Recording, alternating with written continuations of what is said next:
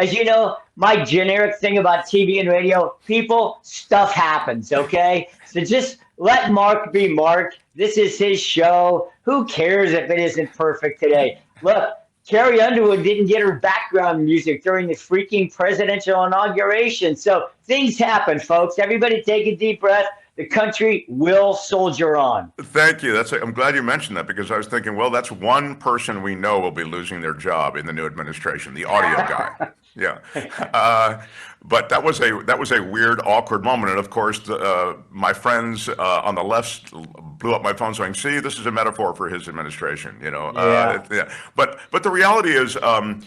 I, of course, and I mentioned to John Rothman, I actually like that they moved the inauguration indoors. I mean, I always thought it was excessive that it was done outdoors in January. I mean, just a real big ask, both for public officials, many of whom are, north of 70 years old, and also for the public who's there to see their guy come in or to witness history or for whatever reason. I mean, they're out there for hours in freezing cold. People get frostbite, people get sick, et cetera. So I didn't really have a problem with moving it in. Now we get to the substance. He essentially opened up a blowtorch on Joe Biden and his administration. It was a remarkable thing. He really brought his stump speech into his inaugural speech, didn't he?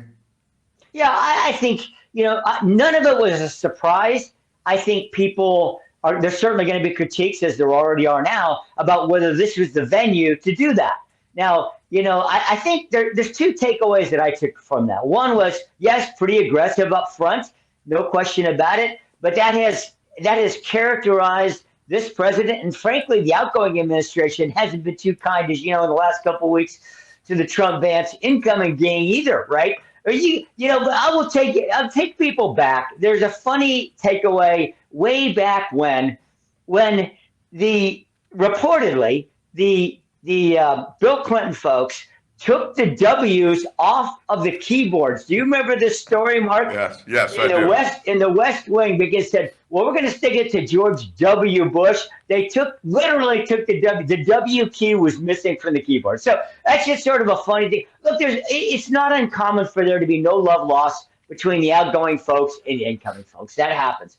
I think the bigger takeaway is the second one for me, and that is, President Trump has set up a very ambitious agenda, and now he's got to deliver on it. I mean, that he's now the president. He's going to be measured by these, roughly 10 major things that he laid out in this inaugural address in the next 100 days, and and beyond. And so, what you put out there on the table, you better be able to chop. And I think that's going to be a very interesting sort of set of milestones that he's going to be measured by here in 2025. Of course, that is so true, and it's interesting to be reminded of that. I was struck by the fact that Drill Baby Drill got a standing ovation. It's such in my judgment, I'm a little bit, not just a little bit, I'm a tree hugger, okay? So I think Drill Baby Drill is a reckless, ridiculous hack bumper sticker kind of thing to say, but it clearly has and arouses great support. But the specifics of Drill Baby Drill are really starkly different than what we've seen in this past administration, which seemed to at least honor some kind of transfer of energy needs in America to alternative energy, while also honoring the beholden nature of our politics to oil companies, frankly. I mean, there was more oil and natural gas exploitation in the Biden administration than there was in the Trump administration. It's not like, it's not as though they were orphaned in the last administration. So, but it really struck me as an inflection moment, that Drill Baby Drill getting the standing O. Speak to that part of his agenda. I mean, it seems as though that's going to be dictated by a lot of things that are just kind of boilerplate. Well, I think the reason that resonates, that particular phrase resonates, is twofold. One is it is seen by many people who are absolutely sick and tired of inflation. I have said for many, many, many years in politics, I think I even started your show here, Mark, a couple months ago, that the worst possible thing for a sitting president are those price billboards on every street corner in every major city in America, right? Because they remind you, geez, gas is, remember when it was up close to $5 a gallon for regular gas? And people are like, wait a minute, what? And you get reminded it literally mile after mile after mile I think the drill, baby, drill, honestly, Mark, is raising the flag up the standard of, hey, inflation sucked and we're going to do something about it. I think that's one thing. The other part about it is oil politics have always been. Oh, we lost Gary. We lost Gary. This is Yeah. lost him. He's coming, but he'll come back. It just Yeah, seemed like okay. it might have been an internet hiccup. Yeah, But probably, he probably got a call on his phone, I'm guessing, because I think he doesn't oh, have I his phone. see. Yeah, So he yeah, got yeah. a call. Okay. But it's interesting. Yeah, it was a Sarah Palin motto. That's great, Justin Bean. And I think he was going to say that oil politics have always been a big part of American politics and a big winner. Here comes Gary now. What were you saying, Gary, that oil politics has been what? Shoot. I'm sorry, guys. I'm sure that was some nefarious individuals doing Yeah. their best to keep me from conversing with Mark Thompson. I'm sure that's. So you were saying that, but you're saying the second thing, in addition to being the constant reminder of of gas prices around which the president has almost no control. You were saying, but the second thing about oil exploration and exploitation. Speak to that. Yeah. Politically. It's a sort of how do I say it? It's a badge. It's a descriptor for international power and politics. So oil politics, since the days really, you can go back. Let me tell you if I can get this thing. If you go back to the days of Jimmy Carter, right? That's when this all started to be seen as an indicator of a president's power, right? I mean, if we could be held hostage by the gas crisis in the mid-70s, geez, the president has no power and America has no standing. And it's when OPEC became a power broker internationally, not as a nation state, but as oil brokers, right? International oil brokers, that's when it became a descriptor of Americans' relative power in the world. And I think that's the other reason why drill baby drill resonates so much for people, is because America's back. We're taking control of our own energy. Not only, the goal, of course, is to become fully energy dependent. And then as Trump elucidated again today, a power, maybe the most powerful oil exporter in the world, which is a very different position than America found itself in beginning in the 1970s. That's a great point, and I didn't expect you to make it. I was trying to anticipate because you dropped out for a second on the point you were trying to make. But that's such a good point, that it really started with the country being brought to its knees essentially by the oil cartels in the Middle East, and it was a sign of, and it was one of the things that did bring down around the weakness of the Carter administration. Such a good point. But the reality is, I'll just mention this as an aside, when we drill, baby, drill, that doesn't help the price of oil here. It doesn't. You could drill on every street corner. It doesn't help. Where does that oil go? It doesn't stay domestic. So they drill domestically, and then they bring it onto the world market. Now, if I were king, okay, I would make them sell that stuff here in this country. So if you want to drill, baby, drill, great. Drill, baby, drill. But guess what, baby? You're going to sell, baby, sell in this country that oil that you pumped out of the ground in my country. You defile the environment and you exploit the land and you exploit the resource. We're going to benefit from it. That's not what happens. They drill, baby, drill, and it goes onto the spot market. So the amount of relief, if you want to think of it this way, the consumer's experience is really pretty small.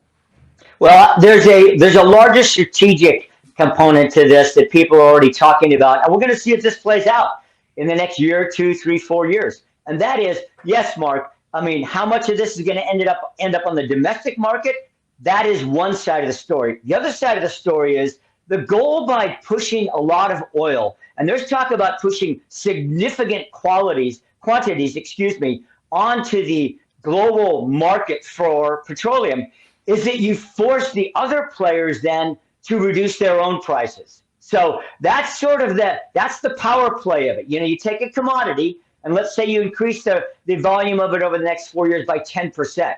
That has got to have a dampening effect on the pricing structure globally. Does that make sense? And that is the goal. That's the goal of getting it out of the ground and getting it on the market, is to really weaken the power of the OPEC cartel, as it used to be called, the OPEC group as they now call it, and also, for example, put pressure on people like Russia, who depend extensively on their petroleum and natural gas exports for their national income. This is to be continued, but I'd suggest that's obviously, I say obviously, I mean, once you know the 3D chess of it, that's the obvious play.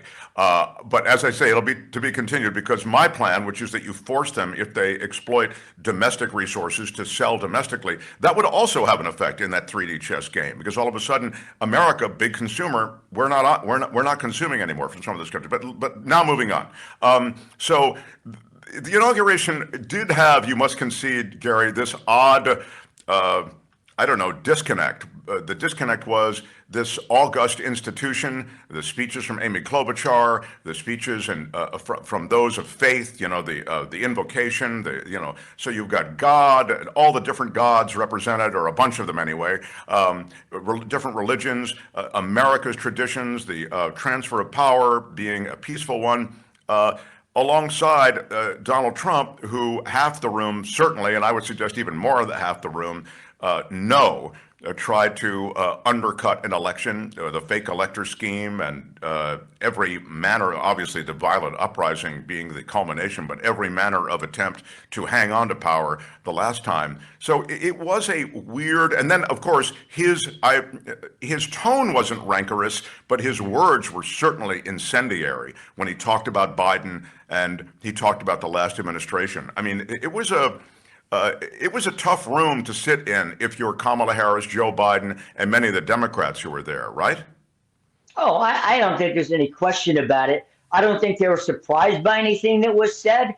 You know, I mean, if we want to try to put a positive spin on this thing, let's just acknowledge the fact that, thank God, literally, in my view as a person of faith, they were all sitting in the same room. What struck me, Mark, is, and I thought about that this week leading up to today's ceremony. Over the weekend, I'm thinking, man, this is the very rotunda where 4 years ago we saw the break-in videos. We saw the break-in pictures, right? I mean, it is remarkable. And I guess if I want to put a positive spin on it, you're absolutely right. You know, was it too partisan? Many people are going to say, yes, it was.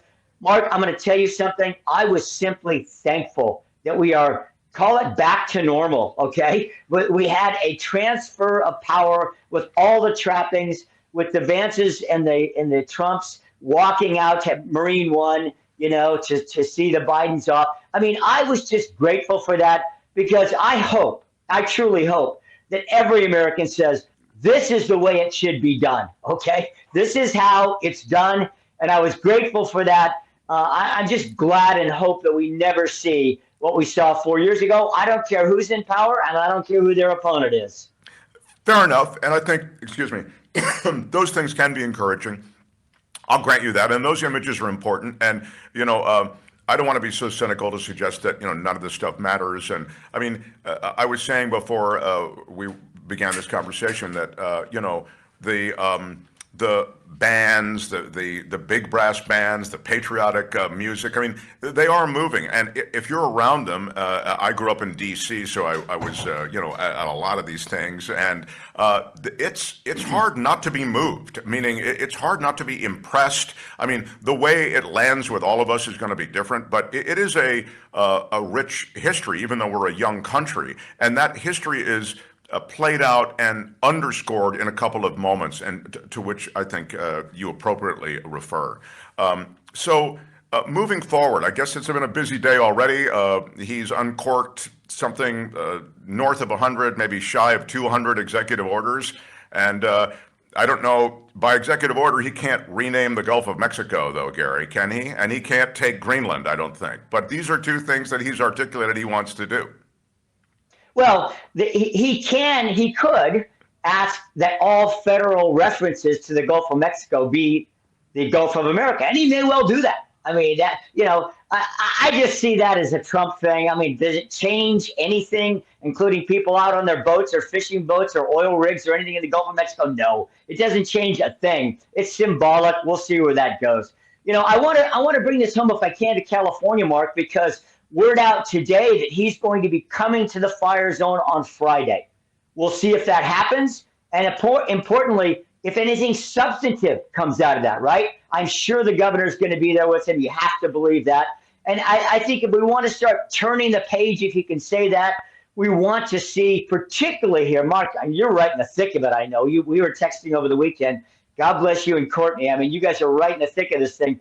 We want to see, and to me, this is going to be an early test, Mark. It really is, of how Washington and Sacramento are going to get along and work together for the common good of people. I want to see that. I think most people do. And I think if there's a presidential visit on Friday, I want to see some movement with Gavin and with Trump and getting things moving in a joint way together on behalf of people. I know you would agree with that. Oh, yeah. And the economics that California faces as a result of these fires. And we have another pretty major event later this afternoon into tomorrow. I mean, we're extraordinarily nervous about this week, about the weeks to come. But the damage already done, I mean, even if the music stopped right now, is substantial. It's significant. So you're right. We need buy-in on both sides. But the buy-in from California, it would seem, just to press the point, feels very normal, meaning it's what normally happens after a disaster. It happened in North Carolina. It happens after these hurricanes and tropical weather systems hit Louisiana and Florida, et cetera. The federal government has petitioned for help because that's the only way these states can get through. And California contributes, as you know, an immense amount to the federal government, and we don't get an immense amount back. The rest of these states, Louisiana, Florida, et cetera, they're generally welfare states that we're helping out. And so all of a sudden, to make the government of California, the people of California, jump through some kind of hoops, loyalty hoops, maybe it is in the case of Trump, and administrative hoops in the case of some of these other things that have been suggested. I mean, they want to see the plan, where's the money going to go? I mean, these are sort of unprecedented demands on some level. Well, FEMA does have very clear guidelines about use of funds. I mean, those are in place. They have always been in place. The question is going to be, are there going to be additional things layered on top of those, Mark? And that's kind of what you're referencing, and is there going to be some kind of additional requirements for, wildland fire zone mitigation, for fuels, et cetera? That's what everybody's waiting to see in the next couple of weeks, where and if the Trump team does anything with that. So, yet to be seen. I do think it's good that Trump is coming out. I think that statement is important, and I do hope that it's a positive visit, not a negative one. I do know, before we leave, I want to make sure we get that little positive thing we wanted to inject into the show today about Drive Savers, that this service is going to be free for fire victims. I hope we can take 60 seconds and let people know about that so that we can make sure if somebody has been negatively affected. I know these guys are legit. They sent this stuff out, I know, to all media folks, and I just thought it'd be worthy for us to let people know, hey, if you're a victim of this, you can get a hard drive, or they have all kinds of parameters on your phone and your computer, whatever. I guess it's one per household, one per business. They will recover the data of fire victims for free. They say up to $1 million. But I thought it was important we get on today, Mark, because apparently you have to do it this month. They're taking these requests up until the end of January. So the number is 1-800-440-1904. A lot of people just listen to the podcast, so I want them to have this number, 1-800-440-1904. And that is free data recovery. I think it's great that you brought that to our attention. I wasn't aware of it, frankly, until you brought it to my attention. Tomorrow, I will have information. I don't know if I'll be with you because of all the technical things. I hope to jump in for a second anyway to tell you about, as you know, I'm very active in the animal community, and there are extraordinary services that are being offered and outreach in that world to try to help so many people who have been separated from their animals, even livestock and large animals. So I will get to all of that tomorrow, but you're so right to point to this. It takes a village, and it's going to take a village beyond California, I think, to recover from this. So it's hang on tight. I thought it was interesting too, by the way, that he did mention California, just as we mentioned it here. Trump mentioned California in his inaugural comments, for those who missed it. And so, I mean, he mentioned it in a litany of kind of, it was a laundry list of things that he felt he was going to do as president. It was good that California made that list of agenda items, I thought, Gary. Yeah, I think so. It's sort of It sort of reminds me, Mark, of the, when people were dealing with the Detroit and auto industry problems, too big to fail. Remember that in the banking system? I mean, California's too big to ignore. Trump knows this. And let's also remind ourselves, a lot of the guys that have been cozying up to him recently, I don't know, Musk, Zuckerberg, right? All Bezos, all the tech kids, the tech bros as they're calling them now. Where are their companies based? I don't know. California, right? So I really do think that that is going to have an impact as well. A lot of these guys in their workforces are here in the Golden State. And I think there's going to be, frankly, a lot of pressure on the administration to not ignore California, to get on the job. And I'm really interested to see what happens out of this Friday visit. Let's hope. Let's hope that. But it's so great to hear your take on things, Gary. Always appreciate you being here. You can find Gary across the iHeart Radio network and across all the CBS television stations as well. We'll talk next week, my friend. Thank you, Gary Dietrich. Thanks, Mark. Yep. See you. Kim, could you could you give the full spot for Bill Campbell? I don't have the notes in front of me, but he is the real estate agent of choice who brings us Gary Dietrich every week.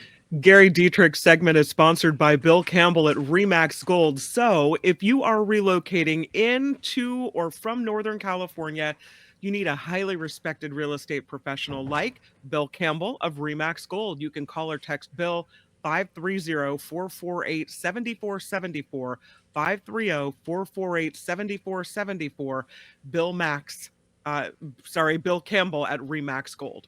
Right on. Hi, it's Mark, and I thought that was great. Hit the notification bell. You'll know whenever there's a new video being dropped, and please subscribe to our channel to help us save the universe.